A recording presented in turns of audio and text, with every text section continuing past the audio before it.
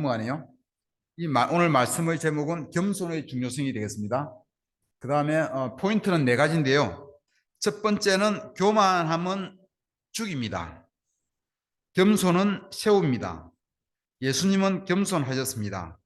하나님은 우리를 겸손으로 부르십니다. 네 가지 포인트로 하겠습니다. 첫 번째 포인트, 교만함은 죽입니다. 말씀을 잠언 8장 13절을 제가 읽겠습니다. 주님을 경외하는 것은 악을 미워하는 것이다. 나는 교만과 오만, 악한 행실과 거짓된 입을 미워한다.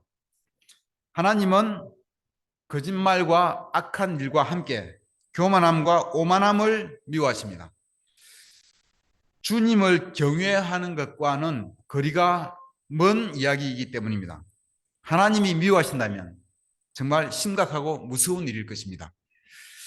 교만함은 쉽게 말해서 자신에 대해서 높게 평가하는 거예요. 자신에 대해서 높게 평가하는 것을 말하는 것이고, 이것이 삶에서 드러날 때는, 나타날 때는 관계를 파괴하는, 관계의 파괴자, 관계를 죽이는 그런 역할을 하게 됩니다. 교만함은 우리 눈에 분명히 보이고 다 느껴집니다. 여러분, 누가 교만하면 눈에 보이지 않습니까? 보이죠? 그 행동을 보면은 우리 눈으로 쉽게 알 수가 있습니다. 교만함의 특징은 다음과 같은 것이 있습니다. 이게 안 넘어갑니다. 예. 교만함의 특징. 인풋과 조언을 잘 받아들이지 않습니다. 도움을 받는 것을 싫어하는 거죠. 굉장히 어떤 인풋을 주려고 하면 굉장히 거부하는 마음이 강한 거죠. 그 다음에 다른 사람들의 약점을 쉽게 지적할 수 있지만 자신의 약점을 보거나 인정하지는 않습니다. 무슨 말씀인지 알겠죠? 그 다음에 섬기기보다는 섬김을 받는 것을 좋아합니다. 사람들과 함께 일하고 협력하는데 어려움을 겪습니다. 자신을 올리고 다른 사람들을 내리는 데 능숙합니다. 다른 사람들보다 자신이 더 낫다고 생각합니다. 전체적으로 보면 이런 것 같아요. 첫 번째 파트 위에 두 번째 걸 보면은, 첫 번째 두 번째 묶어서 보면은 자신의 잘못은 잘 보지 않고 누가 자신이 고침을 받는 건 굉장히 싫어하는 거예요. 그 다음에는 자신을 올리고 다른 사람을 알로 보는 거. 이게 교만한 사람의 특징입니다. 누가복음 18장 10절에서 14절을 읽겠습니다. 누가복음 18장 10절에서 14절. 두 사람이 기도하러 성전에 올라갔다. 한 사람은 바리새파 사람이고 다른 한 사람은 세리였다. 바리새파 사람은 서서 혼잣말로 이렇게 기도하였다. 하나님, 감사합니다. 나는 남의 것을 빼앗는 자나 불의한 자나 가늠하는 자와 같은 다른 사람들과 같지 않으며 더구나 이 세리와는 같지 않습니다. 나는 일에 2번씩 금식하고 내 모든 소득의 11조를 바칩니다. 그런데 세리는 멀찍이 서서 하늘을 우러러볼 엄두도 못 내고 가슴을 치며 하나님, 이 죄인에게 자비를 베풀어 주십시오 하고 말하였다. 내가 너희에게 말한다. 의롭다는 인정을 받고서 자기 집으로 내려간 사람은 저 바리새파 사람이 아니라 이 세리다. 누구든지 자기를 높이는 사람은 낮아지고 자기를 낮추는 사람은 높아질 것이다. 아멘.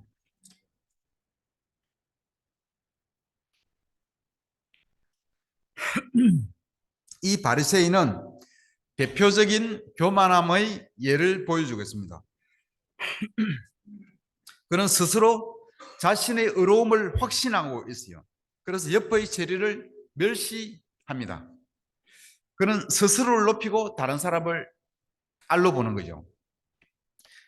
이 바리새인이 그가 하나님에 대한 믿음을 가지고 있는 것 같습니까? 이 바리새인이 하나님에 대한 믿음을 가지고 있는 것 같습니까? 예, 믿음을 가지고 있길래 바리새인이겠고 기도하겠죠. 그가 매일 기도하고 큐티를 했을 것 같습니까? 열심히 했을 거예요. 아마 어쩌면 우리보다 더 열심히 했을지도 모르겠습니다. 그가 교회에 가고 회당에 가고 헌금을 열심히 했을까요? 11조를 한다고 나와 있고 당연히 했을 것입니다. 그런데 그럼에도 불구하고 그는 가장 위험한 결과를 초래하고 있습니다. 하나님으로부터 의롭다는 인정을 받지 못한 것입니다. 아무리 열심히 종교 생활을 해도 하나님으로부터 어렵다는 인정을 받지 못하면 아무 의미가 없는 거죠. 무슨 소용이 있겠습니까? 하나님으로부터 인정을 받지 못하면. 무섭지 않습니까, 여러분? 아무리 열심히 교회 생활해도 하나님으로부터 인정을 받지 못하면 이 무슨 의미가 있겠습니까? 그 이유는 교만함 때문입니다. 자신을 높이는 마음, 자신을 스스로 어렵다고 여기고 다른 사람을 알로 멸시하는 마음, 그 마음 때문에 하나님으로부터 인정을 못 받는 것입니다. 이 교만한 마음은 우리 삶에서 비판적인 마음으로 나타납니다. 우리는 가까운 사람들과의 관계에서, 특히 한 가정에서, 결혼 생활 내에서 이게 잘 드러납니다. 여기 한 여성과 한 남성이, 한 아내와 한 남편이 그들의 결혼 생활을 나누는 것을 이야기를 들어보십시오. 제가 읽겠습니다. 아내가 나누는 이야기입니다. 제 남편은 제가 하는 모든 일에 지적질을 합니다. 그는 저를 개인적으로 모욕하지 않으며 제 외모나 아름다움, 지성, 그리고 일반적인 저의 성격에 대해서 항상 칭찬을 많이 합니다. 하지만 그는 항상 나를 고쳐주거나 제가 하는 일마다 불평을 합니다. 예를 들어 며칠 전 밤에 우리는 파티를 열었는데 남편이 회사 일로 바빴기 때문에 주로 제가 이 파티 행사를 계획하고 준비했습니다. 그런데 매일 밤 집에 돌아올 때 남편은 파티의 데코레이션, 주제, 그리고 제가 선곡한 음악에 대해서 부정적으로 지적을 하곤 했습니다. 그런 사소한 일에도 그렇게 합니다. 한 번은 제가 의자를 옮기려고 하자 왜 제가 의자를 그런 식으로 집어드는지를 물은 다음에 더 나은, 더 좋은 운반 방법이라고 저에게 알려주었습니다. 저는 그가 제안한 방법이 불편하다고 생각해서 제가 하던 방식으로 계속 옮겼습니다. 그러니까 남편은 제가 할 줄도 모르고 엄청나게 비효율적으로 일하고 있다면서 소리를 제게 질렀습니다. 또 한 명의 남편의 이야기입니다. 다른 남편 같아요, 이 사람은. 저는 제 아내와 거리감을 느끼고 더 이상 아내를 사랑하지 않는 것처럼 느껴집니다. 그녀는 항상 저를 비판하는 것 같고 제가 무엇을 하든 그녀의 눈에는 결코 충분하지 않습니다. 저는 그녀가 저에게 자주 화를 내고 항상 공격적인 의도로 제게 이야기하기 때문에 더 이상 제가 그녀를 행복하게 만들어줄 수 있다고 생각되지가 않습니다. 어제 그녀가 저를 껴안고 만지려고 할 때 저는 몸을 피했는데 그녀는 그것에 대해서도 저에게 소리를 질렀습니다. 저는 제 결혼 생활이 끝났다고 생각하기 시작했습니다. 이처럼 지속적인 비판은 시간이 지남에 따라서 관계를 무너뜨리고 단절을 초래하면서 만약 이를 회개하지 않으면 관계가 완전히 붕괴될 수가 있습니다. 교만함이 결혼 생활에서 이렇게 파괴적이 될 수 있는 것처럼 우리 모든 관계에서도 이 교만함은 파괴를 시키고 교회에서도 마찬가지입니다. 교만은 우리의 관계에 있어서 가장 무서운 파괴자이고 관계를 죽이는 킬러입니다. 하나님은 교만한 자를 미워하십니다. 두 번째 포인트는 겸손은 세웁니다입니다. 겸손은 세웁니다. 교만은 데살로니가 전서 5장 11절하고 에베소서 4장 16절과 29절을 읽겠습니다. 데살로니가 전서 5장 11절. 그러므로 여러분은 지금도 그렇게 하는 것과 같이 서로 격려하고 서로 덕을 세우십시오. 온몸은 머리이신 그리스도께 속해 있으며 몸에 갖추어져 있는 각 마디를 통하여 연결되고 결합됩니다. 각 지체가 그 맡은 분량대로 활동함을 따라 몸이 자라나며 사랑 안에서 몸이 건설됩니다. 나쁜 말은 입 밖에 내지 말고 덕을 세우는 데에 필요한 말이 있으면 적절한 때에 해서 듣는 사람에게 은혜가 되게 하십시오. 아멘. 교만은 관계를 파괴하고 죽이는 반면에 겸손은 세우고 통합하고 사람들을 하나로 모읍니다. 여러분은 똑똑한 사람과 일하고 싶습니까? 겸손한 사람과 일하고 싶습니까? 똑똑한 사람과 일하기를 더 좋아합니까? 겸손한 사람과 더 일하기를 좋아합니까? 누구나 그럴 것입니다. TV 개그맨들 보거나 TV 배우 탤런트들 보거나 MC 요즘 예능 방송 많잖아요. 그게 출연이 점점 많아지는 사람이 있고 처음에 반짝하다 출연이 줄어드는 사람이 있어요. 가만히 보면은 저는 유심히 그 사람들을 보면은 겸손한 사람, 같이 일하면서 편하게 만들어주는 사람, 겸손한 사람 계속 출연이 늘어나고 그러지 않은 사람이 줄어드는 것을 유심히 보면 그런 걸 알 수가 있어요. 탤런트가 중요한 게 아니라 이 겸손한 마음이 중요하다는 걸 알 수 있습니다. 제 친구 중에서도 대기업의 임원이 된 친구들을 보면은 뭐 실력이 뛰어나다 물론 그런 것도 있겠지만 그보다 더 중요한 것은 이 겸손한 마음이 가진 사람들이 공통점이 그런 것으로 보입니다. 겸손함은 서로 세우고 연결하고 결합하고 건설하게 합니다.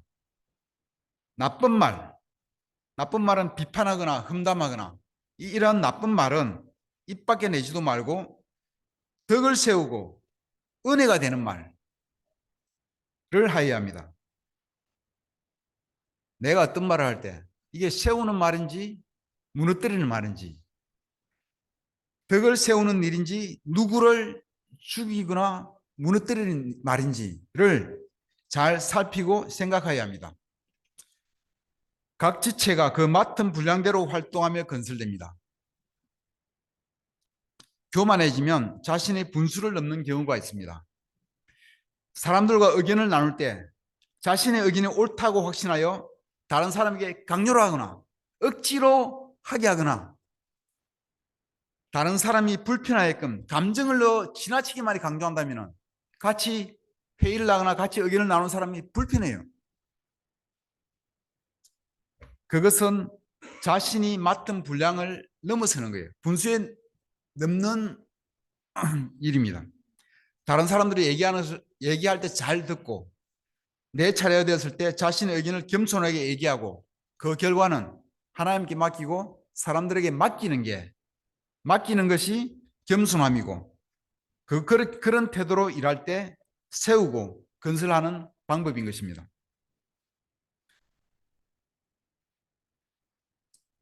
앤드루 무레이라고 겸손에 대해서 성결을 향한 여정 뭐 이런 책인지 모르겠어요. 여기 나와 있는 말이라고 합니다. 여기 높은 삶으로 가는 길이 있습니다. 아래로 더 아래로. 물이 항상 가장 낮은 곳을 찾고 채워지는 것처럼 사람들이 낮아지고 비어졌음을 하나님이 발견하는 순간 그분의 영광과 힘은 그를 높이 올리고 축복하기 위해 흘러 들어갑니다. 아멘. 가장 낮아지고 비워질 때 우리가 가장 낮아지고 비워질 때 그때 하나님이 높이시고 채워주십니다. 성경의 역설적 가르침입니다. 낮아질 때 높이시고 비워질 때 채워주십니다. 가난하고 성경에는 역설적 가르침이 많아요. 가난하고 마음이 가난하고 줄이고 목마른 사람이 복이 있다고 산상수훈에서 말하고 있습니다. 모욕받고 핍박받는 사람을 위해서 하늘에서 큰 상이 기다리고 있대요. 모욕받고 핍박받는 일을 잘 참을 수 있다면 우리의 상을 더 크게 하는 거예요. 주는 것이 받는 것보다 더 복이 있다고 합니다. 세상적인 통념과는 완전히 반대되는 가르침입니다. 억울함을 당하고도 용서하는 것은 하늘의 복을 쌓는 일입니다. 남에게 주는 것, 베푸는 자, 또 하늘의 상을 쌓는 일입니다. 사랑을 베풀고 자비를 베풀고 남을 용서하고 억울함을 당하는데도 참고 하는 이 모든 이런 것들은 하늘나라의 보물을 쌓는 거예요. 이 세상에서 당하는 것은 영적으로 좋은 거예요. 이 역설적인 가르침. 하늘나라에 그만큼 많이 쌓이는 거예요. 지금 내가 베푸는 선행을 다 사람들에게 알리고 칭찬을 받으면 하늘나라에서 받을 상이 없다고 했습니다. 지금 내가 착하게 살았으니까 선행을 많이 했으니까 지금 이 세상에서 미리 다 받아버리면 나중에 받을 게 없을지도 모릅니다. 칭찬받고 보상을 이미 다 받아버리는 것은 결코 좋은 거라고 할 수도 없습니다. 나중에 받을 상이 없을 수 있습니다. 억울해도 참고 부당해도 영적으로 반응하고 용서하고 베풀고 주고 자기 것을 마음으로 물질적으로 모든 것으로 주고 베풀고 이렇게 손해보는 삶, 이것이 하나님 나라에서 하늘나라에서 복을 쌓는 놀라운 일입니다. 하나님 앞에서 자신을 낮추시기 바랍니다. 주고 베풀고 용서하고 억울함을 당해도 부당하게 느껴도 하나님 앞에서 신실하게 믿음을 지켜가시기 바랍니다. 자신을 낮추는 겸손함이 있으면 때가 되어 하나님이 높여주실 것입니다. 여러분, 겸손을 선택하시기 바랍니다. 세 번째는 예수님은 겸손하셨습니다. 겸손은 하나님의 성품이며 예수님에게서 잘 나타나 있습니다.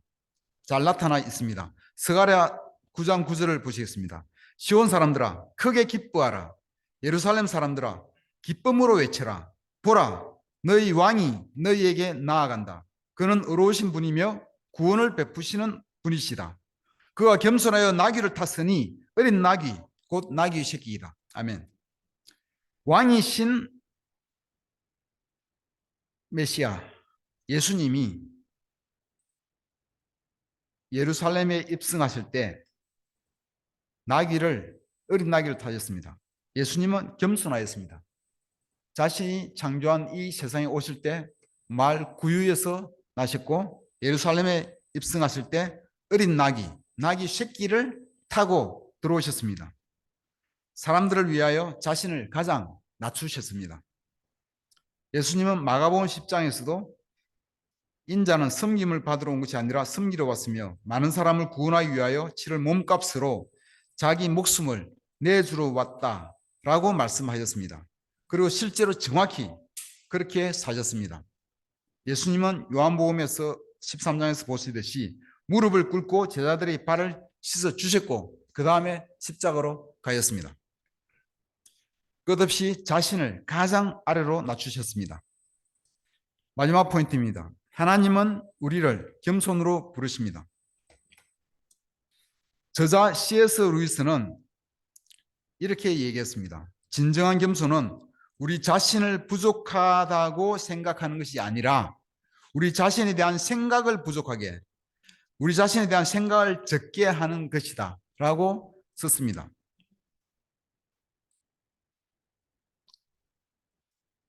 우리는 이기적인지라 자신의 생각을 너무 많이 합니다. 모든 생각의 무게중심이 자기에게 있고 자기 중심적으로 생각을 많이 합니다. 그래서 예수님은 너 자신을 부인하라면서 예수님을 따르고자 하는 사람들에게 따라오는 요건을 그렇게 주문하였습니다. 자신의 생각을 적게 하는 것이 제자의 요건이며 그것이 바로 겸손함입니다. 베드로전서 5장 5절을 보시겠습니다. 에베소 4장 2절과 같이 보시겠습니다. 모두가 서로서로 겸손의 옷을 입으십시오. 겸손함과 온유함으로 깍듯이 대하십시오. 오래 참음으로써 사랑으로 서로 용납하십시오. 겸손함은 우리가 자신의 약점을 받아들일 수 있게 해줍니다. 그래서 우리가 잘할 수 있는 일과 할 수 없는 일에 대해서 안정감, 그런 마음을 가질 수가 있게 해줍니다. 스티브 캐넌 장로는 그 교회 장로 모임에서는 모두가 30년 넘게 알고 지내던 사람들이고 서로의 장점과 단점을 잘 알고 인정하며 함께 일하는 것을 자랑스럽게 얘기했습니다. 어떤 그 장로 그룹이 어떤 한 사람은, 어떤 한 장로는 비즈니스 통찰력이 뛰어난 경영자로 회사를 잘 운영한대요.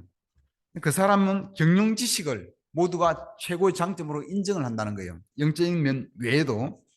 또 한 명의 장로는 놀라운 공감 능력을 가진 훌륭한 의사소통자로서 장점을 가지고 사람들을 연결시켜주는 역할을 한다고 합니다. 또 한 장로는 많은 양의 복잡한 정보를 요약하고 그것을 가르치는 능력이 탁월하다고 합니다. 그래서 모두가 서로의 장점을 인정하고 필요할 때는 그 장점을 활용할 수 있도록, 그래서 서로 협력하고 또 서로 약점을 이해하면서 함께 일한다는 것입니다. 생각해 보면 우리 맥그룹 형제들도